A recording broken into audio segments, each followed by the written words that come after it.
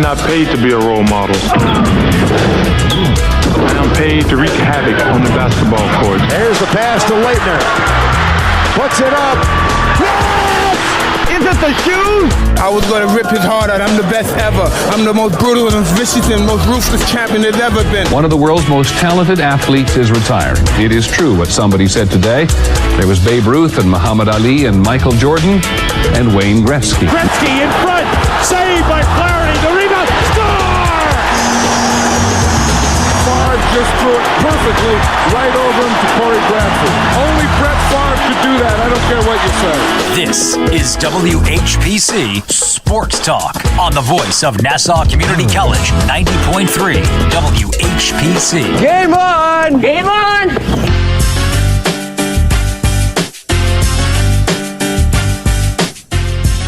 It is the midweek Wednesday edition of WHPC Sports Talk on the voice of Nassau Community College, 90.3 WHPC. Thank you for tuning in once again. Josh Umaha, your host on this Wednesday, joined by Eric Williams, Corey David, and Ross Levine. How we doing today, fellas?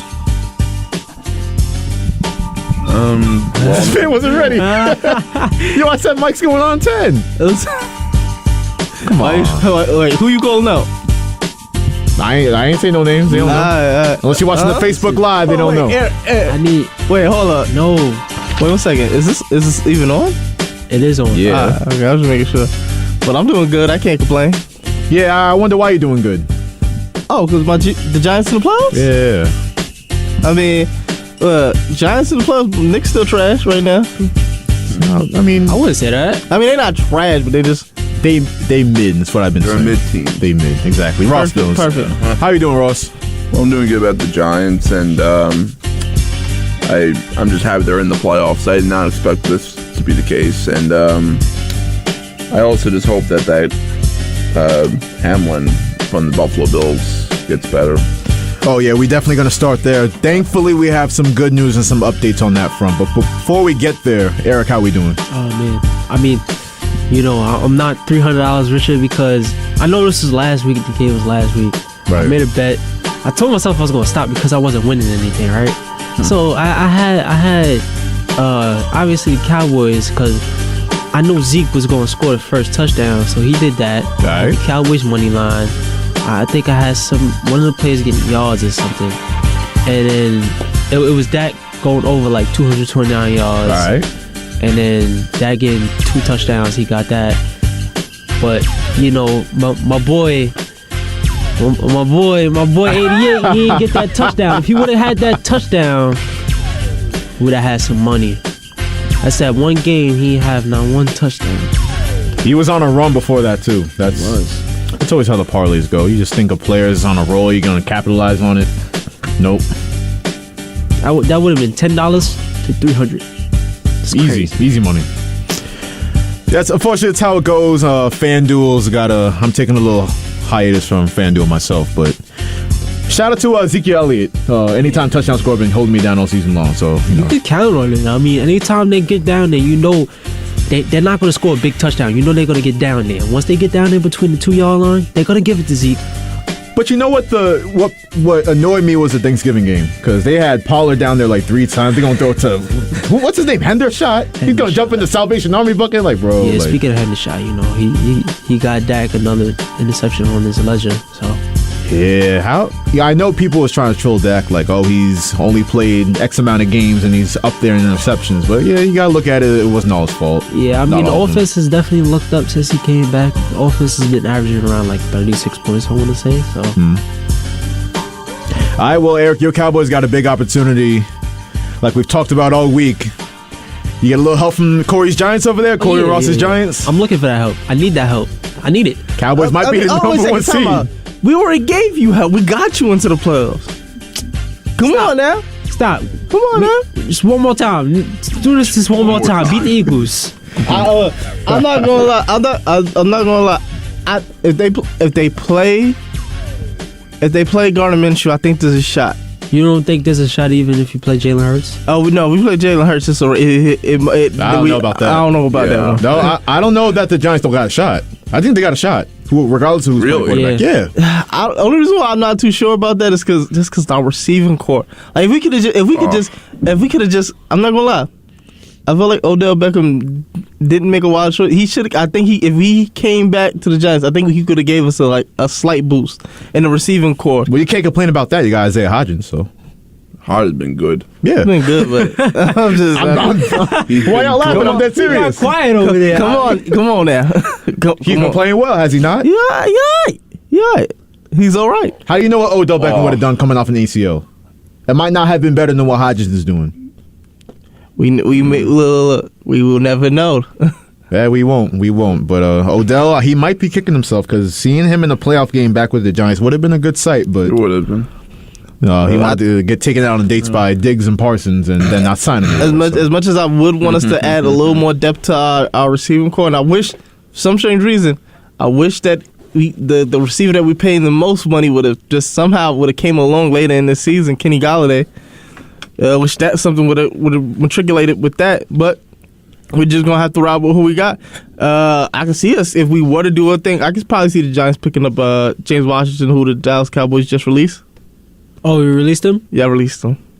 Well, I mean, you see why we got T.Y. Hilton. Yeah, he had catches on 3rd and 30.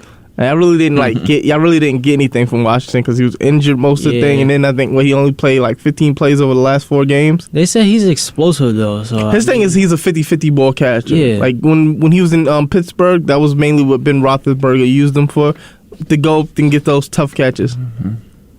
Hey, Big Ben used to throw those YOLO balls for sure, like Eli used to do. Yeah. Especially his last year. Oh, well, he know what he was doing. He just didn't care. I'm going to just throw it up and Deontay down there somewhere. But we will get to everything in the NFL as usual. On Wednesday, we're going to get to our State of the Giants report. Corey and Ross are going to break down the Giants making the playoffs. And is Daniel Jones the franchise quarterback? Don't answer yet. I know how both of y'all feel. But I do want to say one thing because he's not here, right? Nico. He was like downplay. I told him there's a shot the Packers could make the playoffs. Oh, I was telling him too. And I was like this. I don't know why, but I felt as though who did they play last week? The Vikings. They played the Vikings, right? Yeah. I said I know for a fact. I kept telling people who would ask me, Aaron Rodgers is gonna pull a virtuoso because for some strange reason, when it's the big time games, that's when he show up for some strange reason on like division rivals. I'm like, he'll show up for those games. We talked about it yesterday, and anytime Aaron Rodgers is up in front of the podium, in front of the media, he gets the RELAX. Remember that? They made the playoffs. He said they were going to run the table. He did that. The Packers, I feel like Aaron Rodgers and Tom Brady, these are two guys that are just inevitable. You just know, regardless of how bad their coach is or how bad the strategy is or how bad the talent is around them, they're going to find a way to make the playoffs. Yeah, and we've seen that. As long as they don't, barring injury, they're going to find a way. The only time the Packers with Rodgers didn't make the playoffs was when Rodgers got hurt, and that was, I don't even count that because he got hurt. Right, the collarbone stuff. Yeah, the Packers in a good position. The Giants are already in. Like I said, we'll get to the State of the Giants report. We'll get to some NBA as well. The Nets play. They look to extend their winning streak to 13 games. The Knicks look to win their 3rd straight game. And we'll go around the association as well. But we got to start with Damar Hamlin. Again, we talked about it ad nauseum yesterday. Just a horrific injury on Monday night. And you watching everything and you kind of like in shock because when you see a guy go down on the field, right? You're thinking it's a concussion. Real quick, they're going to be, they're going to get up and off the field quickly, and he might get carted off, but you're not expecting a guy to be, for real down and have to have CPR on the field. Then we broke it all down yesterday. I don't want to get into all of it again, but he's in the hospital. He's in the ICU, and we're doing the show yesterday, and we don't know how to feel because we're waiting for the update. We know we weren't going to get it in 24 hours, but I felt guilty literally yesterday talking about anything football related because I didn't want to do anything before I knew this kid was going to make it out. This 24-year-old 6th-round pick, 2nd year in the league. I wanted to make sure that Damar Hamlin was good, and eventually we did have some fun on the show, but my thing with the whole situation is just like these sports analysts that's coming out now with such wild takes. Like you got Bart Scott blaming T.J. Higgins. He might have been worse than Skip Bayless said. I'm like, honestly. you can't say that because unfortunately, you could play basketball. There's certain sports you really can't play without it being that dangerous. And like football and boxing and hockey, even those are some of the sports that when you play those type of games, it's a lot of risk factor. Like you look at the last time I think I was like the last two moments I think like a situation like this had to be Ricardo Lockett and Ryan Shazier. But the difference between the Hamlin situation and No's situation is the fact that when those guys got injured and possibly they had life ending type of situation, because I believe Ryan Shazier almost had the potential of being paralyzed from the neck down. Yeah. And he had to learn how to walk again, completely how to walk again. But the difference between those situations is when they got carted off, both guys were able to raise the thumbs up, to signify they're good. With the Hamlin situation, you didn't know. And especially like how they were describing the scene on the field, where it says they had to resuscitate him and give him CPR. It's like it was crazy, and like the scene wise, I know it's not comparable as far as like what actually happened, but like the scene between the players and it reminded me of, you remember when Gordon Hayward a couple years ago broke his leg, and you just seen every play like it was quiet in the stadium. You seen like multiple players like they were emotionally shook up. Yeah, it kind of give off that vibe, but it's just the fact that I don't think they could have went out there and played that game. No, there's no chance. I think if they would have had to come back, I think the Bills would have forfeited. You know what's funny, too? And I believe that point because of what I saw today. Because you had Zach Taylor getting interviewed, and he was talking about the meeting with Sean McDermott, the Bills coach, and they were talking about, like, yo, what do you want to do? I know your guy just went down, and we don't know if he's going to be okay. Sean McDermott's like, yo, no, forget about this game. I got to be at the hospital with my player. So regardless of if Zach Taylor wanted to play the game or if the NFL forced him to play the game, it wasn't going to happen. And then you look at it like this: if you play the same position, like if you're Tre'Davious White or one of the other defensive backs, it's like that just happened.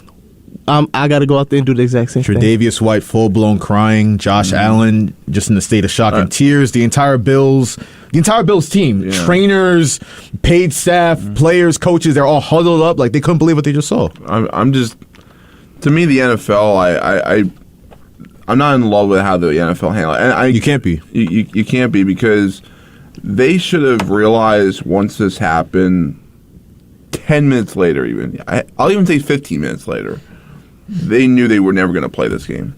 It was just never going to happen. I understand the game. I get it. And the NFL is a constant cycle. It just goes on. We get that. But you know what? Nobody was ever going to play that game, no matter how long it took, after what just happened. So, and honestly, if not for the coaches saying this, if not for the coach Sean McDermott saying, "Okay, we can't play," they would have played. They would have. Yeah, the NFL said, take 5 minutes, go warm up, and then you're good. Yeah, but out there. I agree with that. But like, come on, you really think 5 minutes from now is gonna be fine? Just 5 minutes? I'll even say 20 minutes. No offense to the older generation, but the older, a lot of older people have this weird perception that the NFL is more soft nowadays, and it's like when they look at incidents when I forgot what safety it was. It was one of the Raiders safeties back in the day. He paralyzed somebody on the field who was paralyzed from the neck down. I believe his son. What's the guy? Who's the top cornerback from the Texans this year? Derek Stingley. Derek Stingley's grandfather. He got paralyzed on the field. All the way from the neck down. We had a caller, Frankie, bring that up yesterday. And he's like this, and they said, Derek Stingley. And they still played the game. And they was like, they talked about a player from the 70s, a Detroit Lion player who I think he passed away. And they was like, they still played the game. I'm like, you gotta understand, it's not that the players are softer today. It's they're smarter. It's like you have to protect the players nowadays, and the fact that you have to understand. Yes, they go out there and they're these warriors, but at the end of the day, they're still human. Absolutely, and they're smarter, especially emotionally too. Because I don't care. I know this is 2023, and we're a lot more conscious of mental health, especially athletes. I mean, everybody's talking about it. There was no way you have players crying on the sideline like it wasn't going to happen. Yeah, you look at Tre'Davious White. He was just done. Yeah, you just see he was done. Josh Allen was like. It's like a lot. They were just out of it. See what the caller has to say on this topic. Caller, you're on WHPC Sports Talk. What's going on? Hey guys, it's Frankie again. Hey, what's up, Frankie? You guys, I was a little misquoted there. I was very much misquoted there. When I said about the Stingley thing yesterday, my point wasn't that they played the game. My point was that we were talking about how the game has changed with the rules they implemented to protect the players. And I was just throwing... Hello? Frank, you still with us? Where? There you are. I'm sorry? Oh, no, you just lost you for a second. You good now. Oh, I'm sorry. Yeah, no, I wasn't saying yesterday that the guys were soft today. I wasn't saying any of that yesterday. Oh, no. I was talking about somebody else who mentioned this to me. I wasn't saying okay, because my point yesterday was, it wasn't that, Hello? It wasn't that at all. It was just the fact that we were talking about how the rules, we were saying more has to be done to protect the players. And since I saw that play going forward to today, there have been a lot of rules implemented to protect the players. The only thing is, as you guys know, it's such a violent sport, that you really, I don't know how many more rules you can implement to protect these guys. When Hamlin got hurt the other night, he was the one doing the tackling, unfortunately, and he was the one that actually got hurt. And a lot of these injuries, you see the guy is going over the middle to catch up, and he gets blindsided and, knocked into tomorrow. This happened to be a guy that was making the tackle and got injured, which was really odd to me. I just think when you look at like the season this year, I think next season is going to be a lot more on player protection, just on the fact that you look at a situation like this, and then you look at the Tua concussion situation. But like you said, there's not that much you can do to protect. Like, I don't know what possibly you could have done to prevent that type of situation, because you understand he's wearing the shoulder pads.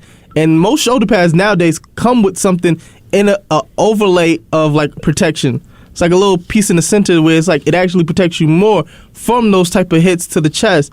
But like you said, I don't see what more you can possibly do. But you just have to know that football is a dangerous game. And I look back at like a couple years ago, especially on Long Island, there was a kid from Sean Woodard Rivers who passed away from just a simple tackle, somewhat in the same situation. Right. Yeah, it's like I said. I was watching the news yesterday, and I live out on the island as well. I'm from Flushing, but I live out on the island now. They were showing how a kid got killed playing lacrosse, where a young kid, 15 years old, and he got hit in the chest with a ball, and the same type of injury that Hamlin suffered it's like really a timing thing. You have to have a blunt force hit to this one part of your chest in between a certain type of heartbeat. It's like 1,000,000 to 1 shot that it'll happen. And unfortunately, it happened with Hamlin, and it happened with this child out and playing lacrosse. And the thing is, they said with the defibrillator, if you don't apply that, every minute that goes by after that hit, you lose 10% more of a chance to live. So That's it was just very interesting. Yeah, it was just very interesting. I read. I'm not a doctor, so I don't have all these terms in my head. But I read about the condition or the phenomenon that you're talking about. Yeah, it's literally, it could be a fist, or it could be a slap, or it could be something. It don't even have to be a football hit, which is why I don't want to make this an NFL player safety issue all that much. It can happen to anybody at any time. It's a like you said, 1,000,000 to 1 chance. But if it happens and your heart skips a beat at the same time, then boom, you go down. We've seen it multiple times in multiple sports. Same with baseball. You get a line drive off the chest, or it's just that one, like you said, blunt force trauma to this area by whatever means it is. If it hits at that exact moment, which is less than a second, this is what happens. It was really unfortunate. The kids died. The 15-year-old kid got hit with a lacrosse ball in the chest, and that can't be. I would imagine. And I never played lacrosse, but I mean, getting hit by one of these, players and getting hit with a ball, I'm sure they get hit with a play is a lot worse. Yeah, absolutely. But it's the timing. It's timing, and we've seen it happen in hockey, we've seen it happen in soccer, we've seen it happen in literally every sport you can think of. So that's why I'm only killing the NFL about them saying, 5-minute grace period, head back out there. But, to make it a player safety issue, I'm like, nah, it can happen anywhere. I understand. I think I mentioned it yesterday. I heard that 5-minute thing, somebody like one of the sportscasters just announced it to fill time to say something.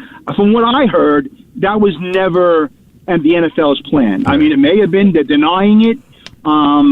You know what it is, guys. Also, we can't be too rough on all these people because this is an unprecedented thing that's happening. And in the past, anybody that's gotten hurt. You remember Dennis Byrd from the Jets when he got paralyzed on the field? I don't know if you guys remember. He was a Jets player, got nailed hard, paralyzed on the field. The NFL is so used to just carting guys off and playing the game through, no matter what the injury is, that I think that was kind of initially the plan here was like, okay, he's hurt. We got to, we're going to play this game. I don't think it was a malicious thing. I don't think it was done with any kind of malintent. I think it's just been par for the course over the whole NFL, the history of the NFL, that when guys get carted off, we just keep playing. When has a game ever been stopped? Never. We never see anything like this. Right. So that's what I'm saying. I'm not sure if they actually realize the magnitude of what happened. I'm critical. I understand it's easy to be critical and play Monday Night Quarterback, but they did cancel the game within the hour. I think they were really just thinking, "Hey, man, what do we do?" And it's not in the rule book. It's not in. This is something they had to call on the spot. I kind of feel for everybody because it's a decision they had to make, and one way or the other, they could have been really railroaded and run out of town had they made the wrong decision. Right, absolutely. Yeah, it might be. We don't know exactly what happened, but for me personally, it's hard to give the NFL the benefit of the doubt sometimes. But I hear what you're saying. I definitely hear what you're saying. Yeah, no, I mean, we can't lump past screw-ups, on top of this. We have to look at it as an isolated incident, and as an isolated incident, it's the only time this has ever happened in the history. Think of how many games there were in the NFL over all the years, and before the NFL and the AFC, AFL, and all that. No one's had that type of injury, and I don't lay a whole lot on to say, hey, we got to think about this. What are we going to do? I kind of give them that leeway a little bit, just if you think about it as an isolated incident. All right, fair enough. And this is 2 straight days you made great points on a difficult topic. So once again, thank you for the call, Frankie. You got it, guys. Take it easy. Have a good week. Absolutely. 516-572-7440. If you have any more thoughts on the Damar Hamlin injury situation, please call us up, give us your perspective. I did want to get to the updates. So Damar Hamlin's uncle gave an interview to a local news station. Here's what he had to say on the improving condition of Damar Hamlin. Right now, they're just trying to get him to breathe better. He's on a ventilator to help him with breathing, and they're trying to get his lungs back to full strength. He was on 100%, being assisted by the ventilators yesterday, and he's improved, I believe, up to 50%. So that's definitely an upward trend, and we're thankful for that. I really believe, the power of prayers, and it's been prayers from all around the world. I can't believe the outpour of just well wishes, prayers, and support from everybody, man. And it's so touching and heartfelt that it helps us to be able to deal with it, because it shows us, like I was saying earlier, that we're not alone in dealing with this, and wishing my nephew a speedy recovery. Now, hopefully you heard that all right. I know it was a little tough. I think, do we really hear the left side of our headphones? No, I'm good. I heard everything. Right, I heard it. So, if anybody struggle to hear it, he basically said he's on the ventilator still. His breathing is improving. Went from 100% oxygen down to 50%. Obviously, Hamlin's still sedated, but he's making good strides and good progress since originally being in ICU. And like he said, just the outpouring I brought up yesterday, I think at the time we did the show and I had the update, it went from Hamlin's toy drive charity, $74,000 all the way to $4.5 million, and then it's still climbing. I'm sure today it's probably double that with the amount of love he's getting. So it's good to see once again the human side of sports showing up. But as far as the game, and I know I brought this up yesterday, but Skip Bayless's tweet, we're not going to just talk about the game right after we just saw a guy drop dead and then come back to life on the field. Like, we're not going to do that. But we have to talk about it now because it's an interesting topic. As far as, like, what do they do? Yeah, they said it's not going to be resumed this week. Yeah. And I'm like, I'm not too sure, but I think that if they don't play this week and I think Kansas City plays this Sunday, I think Kansas City would get the number 1 seed, right? Yep, they win, they're in. As the number 1 seed in home field advantage. Yeah, because this is the final week, right? Yeah, so that's why there's no way, if you're just looking at the season and the integrity, I say that in the air quotes, of the season, like there's no way they're going to have to reschedule this game at some point. Now, I don't know when, but they're not going to do it this week. Yeah. Because think about it. It's the big deal about this game. If it was just a Bears-Rams meaningless Monday night game, we wouldn't even be talking about this. But you talk about Bills-Bengals, both teams was in the running for home field in the AFC. And I'm that's a big deal. And I'm like, I know the Bengals are playing the Ravens at 1 this week, right? I mean this weekend. How do you even try to have a game like so soon, close to that? I know, like, if you player protection, it's like if you're trying to get one game in before playoffs start, like how can you physically get that done without thinking of like the player safety? Physically, I'm going to attack that point, but also mentally. Like the Bengals, they dealt with this too. So it's going to be tough for them on Sunday. They're going to play the games. They know the NFL is going to have them play the games. But physically too. Here's what I do. I don't know if y'all agree with this, but the Pro Bowl, I think Nico mentioned this briefly yesterday. The Pro Bowl, nobody really cares about the Pro Bowl. We don't need to see the Pro Bowl being played. You already had the Pro Bowlers being named. Yeah. I feel like that's all you need. No, the Pro Bowl isn't played. Like the physical game's been done. Yeah, it's 7-on-7 now. So just cancel that whole event. Cancel the whole weekend. Why do we need to see 7-on-7? Yeah, just play it then. I mean, just push everything back. We need to have this game played. If you really think about it, if you're talking about takeaway, and I know it's difficult, but wait, takeaway. The Pro Bowl is like I think before the Super Bowl. Yeah. So I mean, like after that, all the teams are done. Like all the teams are done prior to that. The Pro Bowl's before the Super Bowl. Yeah, like I want to say the weekend before, but like I'm not saying both the 2 playoff teams are already determined by that time. Yeah, I know that.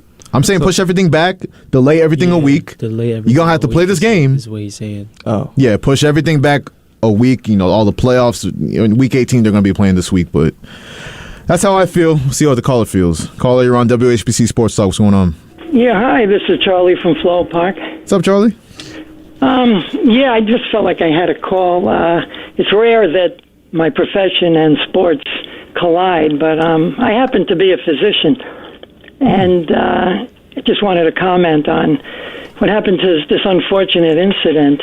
Basically, we don't know what happened. I haven't read anything officially, whether it was caused by some blunt trauma to the chest causing an arrhythmia. What we do know is that he had a cardiac arrest. So that's that's called an out-of-hospital cardiac arrest, and the prognosis of that's a tough thing. Even in the hospital, it's a tough thing to come back from that. And, obviously we all wish for the best here. But my point is that, the idea of football and player safety, that's an oxymoron. Football is an inherently violent sport. Right. You're never going to make football safe unless you make it, two-hand touch. We revel in the vicious hits and, really leveling people. That's. I don't know how these guys are gladiators. I don't know how you make that better. I mean, it's even in baseball. You get in there and the guy's throwing 100 miles, but he's not trying to hit you. Football is inherently violent. Hockey allowed fighting until they still have fights in it. That's the idea of a fight is to give boxing is to give someone a concussion. Right. That's what we pay money for. That's what entertains us. I mean, that's just my thoughts on it. You can't be surprised when people get hurt in these sports. That's just my feeling. And, as a physician, you are always trying to keep your patients well. And, the first thing I would tell anyone is don't play football. I had this conversation about, am I going to allow my future son to play football? My answer is hell no. It's not going to happen. Because it's like, there's no way I'm going to sign up my future kid that I love so much to get punishment after punishment after pounding, hit after hit on the football field week after week. I'm not allowing that to happen. Now, I know other people disagree, and other people sign up their family members to play football, but that's just me personally. Nature of the society. And you brought up, it kind of added an uncomfortable perspective about watching football, because honestly, you really got to think about it like this. Every player on the field, it's 22 at once. Anybody in the locker room, if they're going out in the field, you really got to consider, this could be your last time playing the sport, because it's that violent. Of course, that's the nature of the game. I think the real tragedy of football is the chronic traumatic encephalopathy, the brain damage that these fellas get. I mean, that's really what's going on. And, they try new helmets, but again, two-hand touch. If you really want to eliminate any of this stuff, it's just... That's never going to happen either. I'll always say this, when somebody says how best to describe in a football, it's a car crash almost every play. It's a car. Yes. That's literally what it is. That's exactly what it is. It's a car crash on every play. Exactly. Anyway, I just thought I would interject, and it's depressing as hell, and Sunday we'll be watching football. Yeah, it's the sad truth. Charlie just said the silent part out loud, but it's going to be a lot of people, probably me included, that's going to be watching football this weekend. Like you said, I know you said how you wouldn't let your kid play. Like I said, there's going to probably be a bunch of people who do let their kids play. Of course. Yeah, 100%. I know. It's just the nature. It's just the nature of the beast. Human nature.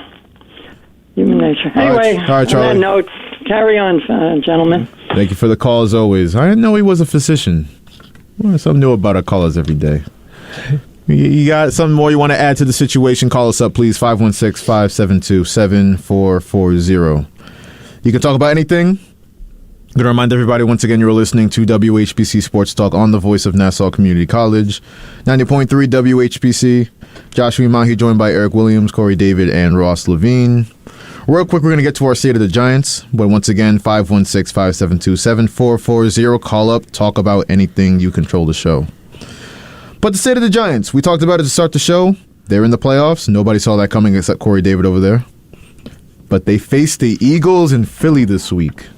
And for everybody in the room, it got some special implications. We got a Cowboys fan over there that's going to be watching that game intensely.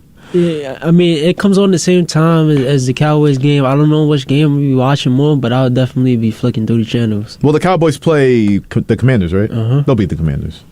Yeah, the Commanders the Cowboys don't come on TV every week, so I want to watch it. Yeah, I feel you. It's going to be on local, right? Yeah. I don't know. The Commanders, y'all will beat them. I know they went to Carson Wentz for some reason. He went through 3 picks. I was waiting for Ron Rivera to, do what he did with Wentz when he struggled the first time. Like he was going to leave the podium, just walk out, not even say a word. Which is funny looking back because he went right back to the well and went right back to Carson Wentz. But did we see Ron Rivera forget that the Commanders could have been eliminated? I don't think he had any of that on the mind. Oh, he said, we're out? No, we could be out. I was like, real bull. Yeah, I think they're starting Sam Howell now. Oh boy. Could we just officially? I hate to say this. Pronounce the time on Carson Wentz's career. It might be time for Ron Rivera to get up out of there too. Yeah. So. I think we just have to call it.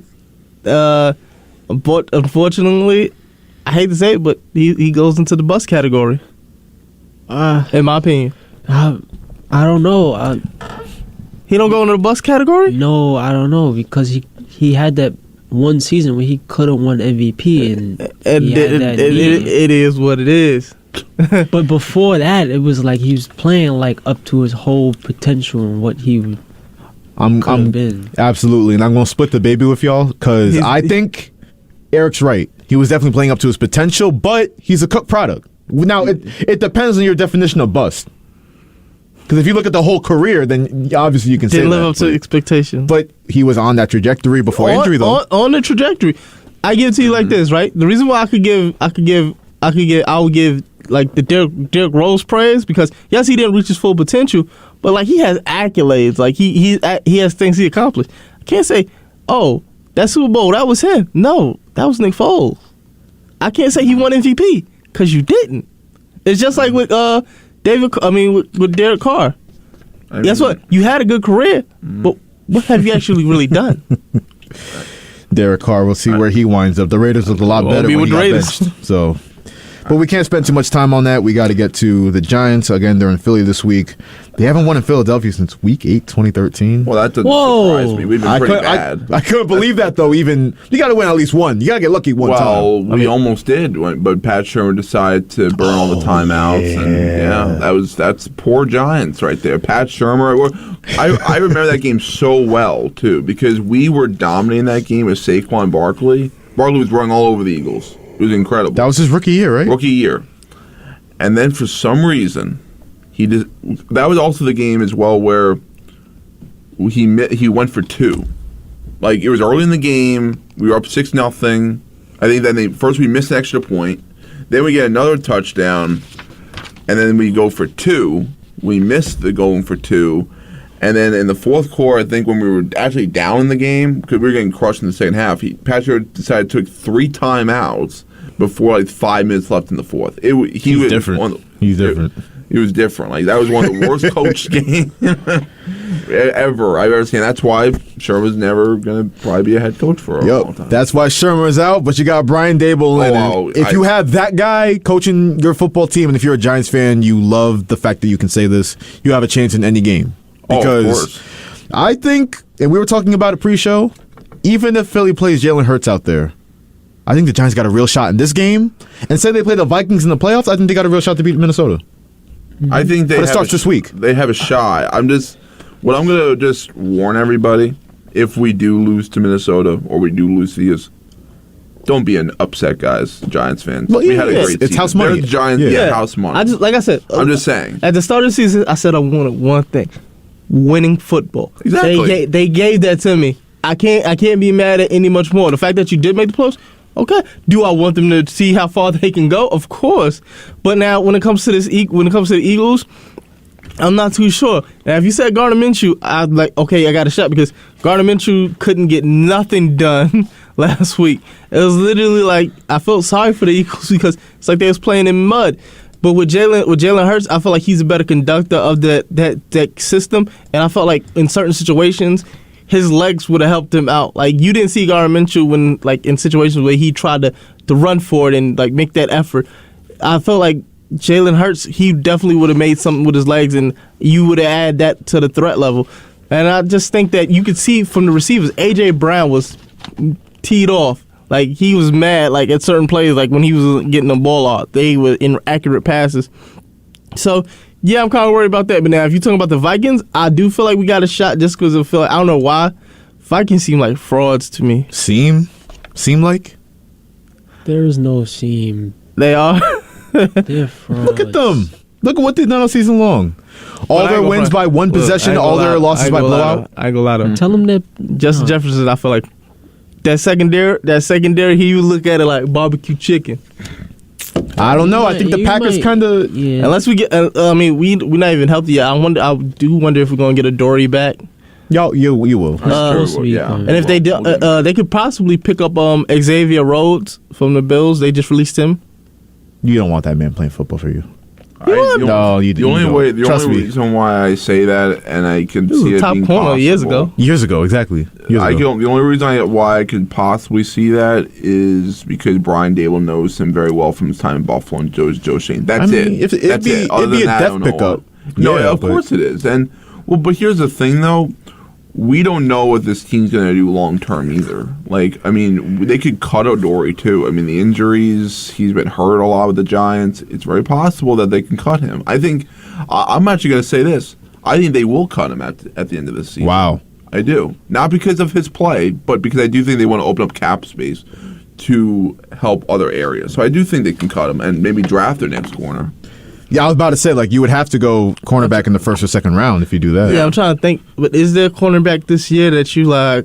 Oh, he's been phenomenal. Like with Sauce and Stingley, you knew those were the top guys. The top corner this year is Ringo from Georgia. So he's like, he's getting like they got him getting picked around like 10. Was his number 5?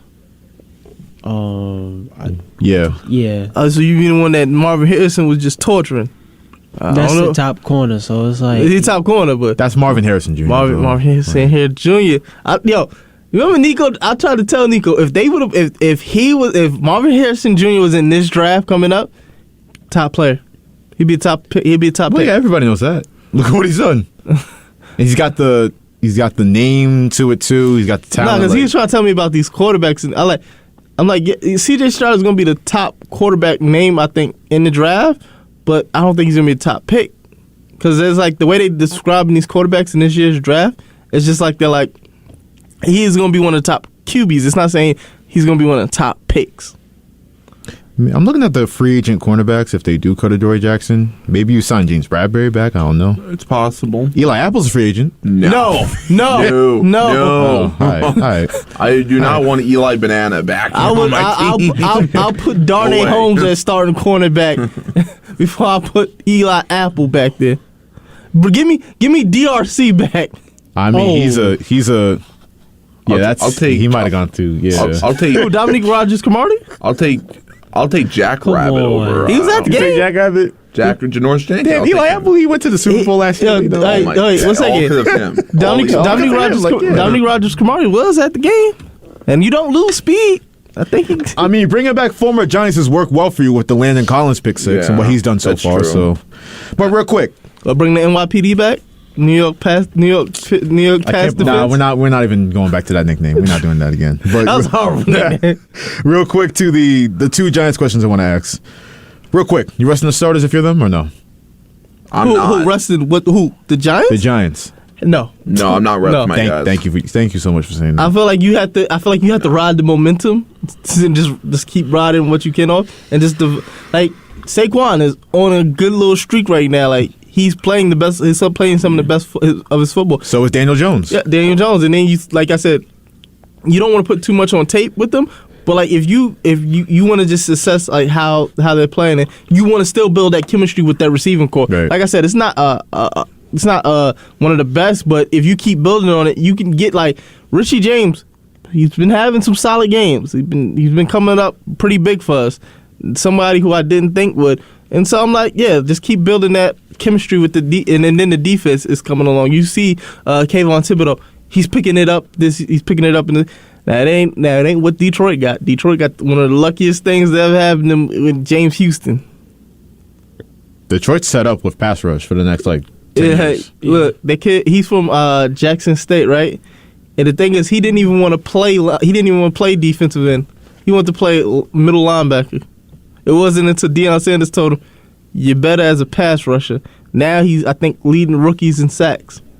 Yeah, that's definitely all traces back to Deion Sanders with a lot of these guys now, especially now that he's a coach. But that's a story. I agree with you guys. I think the Giants should not rest their starters. You have good momentum. And like we said, it's house money. I'm just waiting for you to get to this one topic. House money. Oh, yeah, on the topic sheet, you see it. Daniel Jones, New York Giants franchise quarterback? Is he? Yes. I'm going to say yes right now. No. Right now he is. No. Yes, no. right now. No. I can change my mind next year, but right now he is. How can I say no? No. Wow. Right. No. Why not? Oh, my God. Why not? You're not going to trick. You're not about to trick me. I'll give you an extension. I'll give you an extension of maybe 1 year or 2. Yeah. But like, I don't see him as the franchise guy. Like, come on. They're going to give him the multi-year deal. That's going to happen. They are. So he's the franchise guy. I would tag him, I guess, if I get 1 more year, see how he actually does. They're not going to get to tag him. Look, at the beginning of this year, I said, regardless of anything, he's done. Like that was my opinion at the start of this year. He's done. Somehow he managed to survive this year. Well, it's funny. You look back, week 1, you had Brian Daboll screaming in his face about that dumbass interception he threw. Interception, yeah. And then fast forward to the game we just saw. He's protecting the ball a way lot better. Let me pull up his stats. He scored 4 touchdowns, I think, right? I think his stat line is like 15-5. 15-5. Like that's 100 yards, something like that. It's not a lot of passing touchdowns, but you got to take into account he's run for a lot of touchdowns as well. Like people, like look, I got some. I've been saying it for like since the start.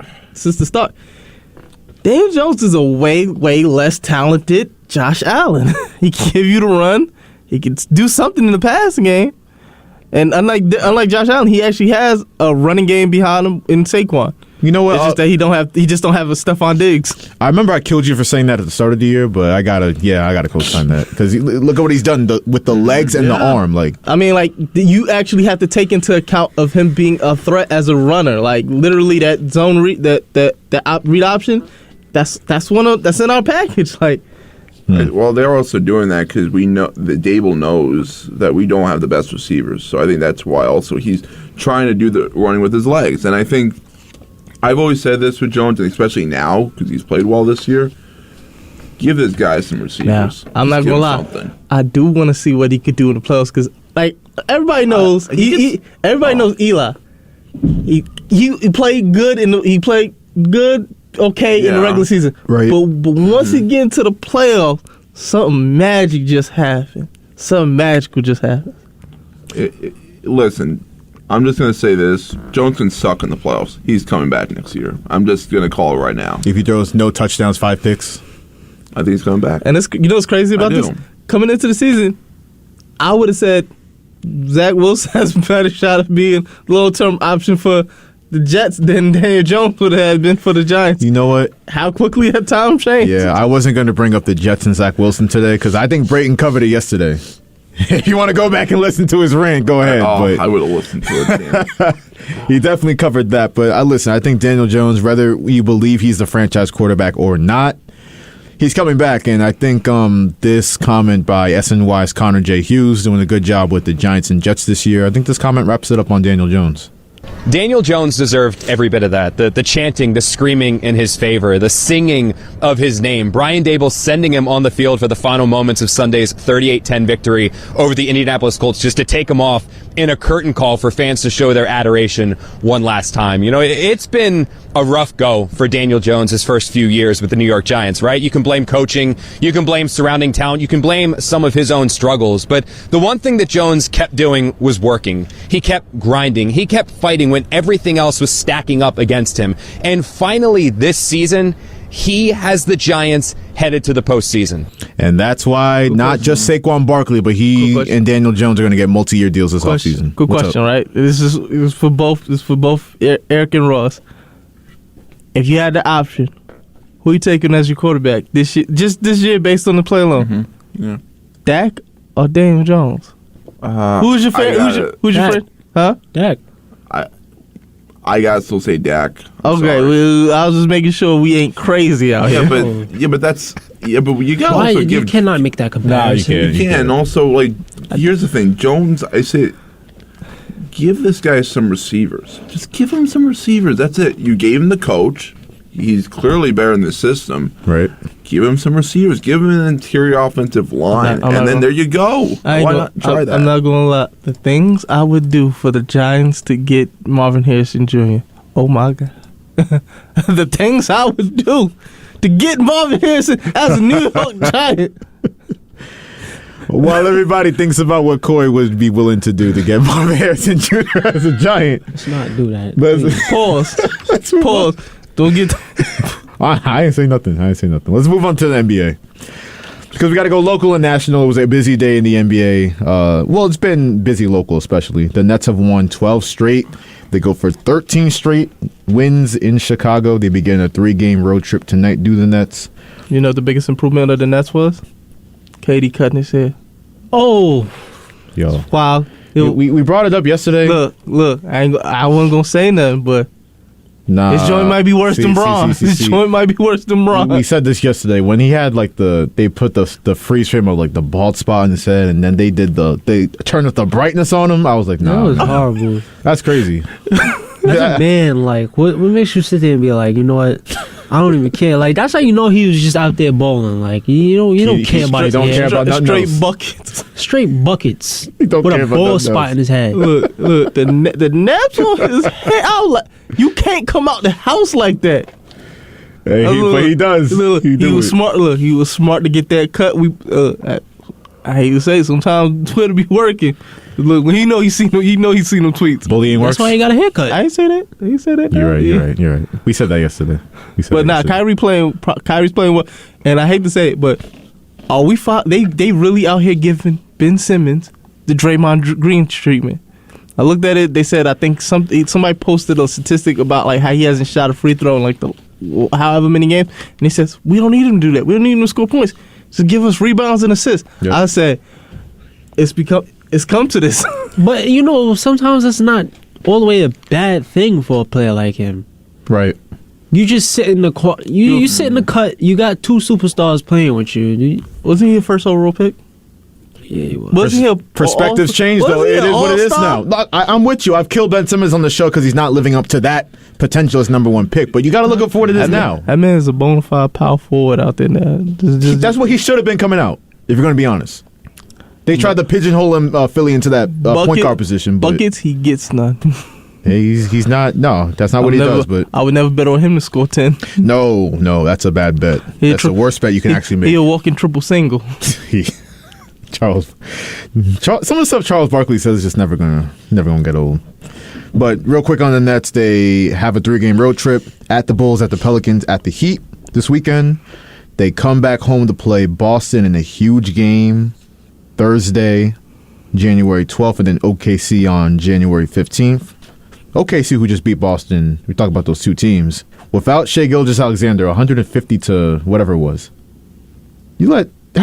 How is they go from, and this is why I kind of call out the Ime Udoka factor, because how do you go from the best defense in the league last year to giving up 150 points? What they do? They let 7 OKC players score in double figures. 5 scored 20. Did Tatum play? Tatum didn't play. He played. He played? I believe he played, yeah. Only problem I had with that was Marcus Smart couldn't give me 1 3. Couldn't get me 1 3. There's Corey's daily parlay. Look, as much as you want to say, like, OKC is one of them teams, like, the same with Houston. It's just with any game. And on any given night, a team can win. Like, it's not like the NFL where it's like, oh, you expect this team to win. Sometimes they usually sometimes, like at Houston, they'll get the best of a good team.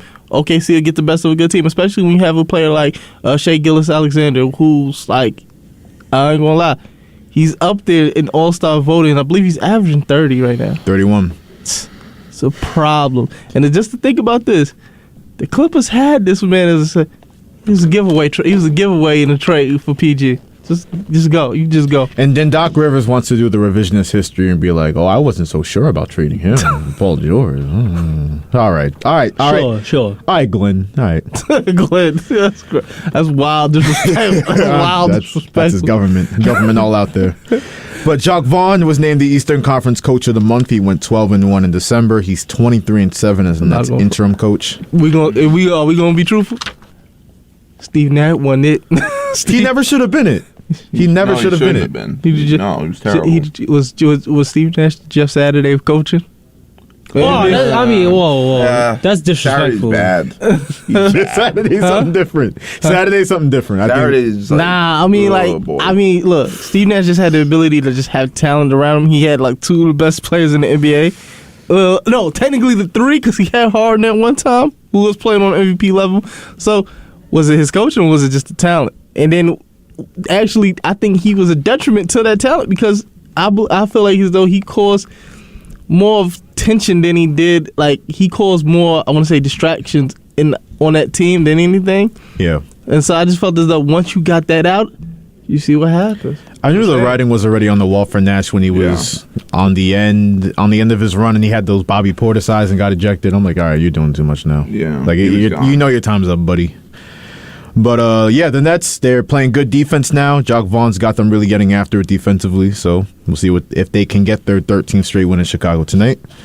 The Knicks. Bing bong! I just want to say one thing. Yeah. Quick, for the Bears game, I don't know if anybody, Nathan Peterman, professional bag getter, He will be starting this week for the Bears. Oh, he'll throw 5 more picks in the first half.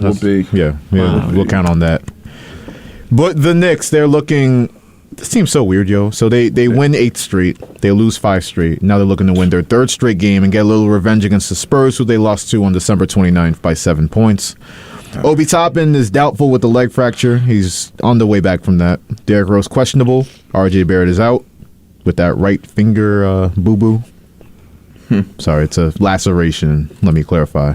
The Mr. I just better not be. Well, I know I'm going to see this, which is Brunson missing more free throws. I already know that's going to happen. Yo, he's got to get that showed up, because I don't know what the hell's going on with that. He was like on a streak of like 46 in a row he would make, and then I was inside ankle. I don't know. Maybe it's the ankle. Maybe he's still bothered by that. I don't know. But it's something just. His shots are just short. Like, I feel like half his shots are always just short. Like, he has no height on those shots, no lift on those shots at all. And I don't know. I don't know if that's just an ankle thing or just he has, like, no confidence. Cause I think he just has no vert. Yeah, I think that's he had it. no confidence. Like, if you watch him when he missed, like, one of the free throws, the Knicks actually got the ball back on this one. He looks like he's, like, in a slump. Like, embarrassed looked. Like, I feel bad for him when he's missing those shots. I feel bad for him too, but on a different note, because like you said, he had a hip injury like that he missed time for. He had the foot injury. He has had a lot of injuries and he's banged up. The Knicks know they can't really win on a serious level without him. But I got to give Julius Randle some love too, because this guy has done nothing. If you want to talk about bullying working. This guy got killed by Knicks fans all year long, and then you look this year, he's back in All-Star game consideration. So, stinky. I mean, let's really think about this real quick. What's up? Julius Randle, you know the type of year he had last year, mid-year, for him, I guess. But the year before that, he made the All-Star game. This year he's going to make the All-Star game. What is he going to do next year? Like, what is this consistent pattern with him? Yeah, I guess if it's a odd year, Julius Randle's going to make the All-Star game. If it's an even year, he's going to go right back to getting booed off the Madison Square Garden floor. So, we'll see. But any final thoughts before we close out the midweek Wednesday edition of Sports Talk? Nah. I mean, I'm just feeling good. I'm feeling great. Saving most of my thoughts for Friday. It's going to be an interesting football Friday. I know that much. I'm just hoping that certain players cover tonight. You always hoping that. You just always professional hoping that. bag getter. With that being said, we will call the show on WHPC Sports Talk. Thank you once again for listening on the voice of Nassau Community College, 90.3 WHPC. From Eric Williams, Corey David, Ross Levine, Joshua Mahi saying so long. We'll see you tomorrow at 4. Have a good one.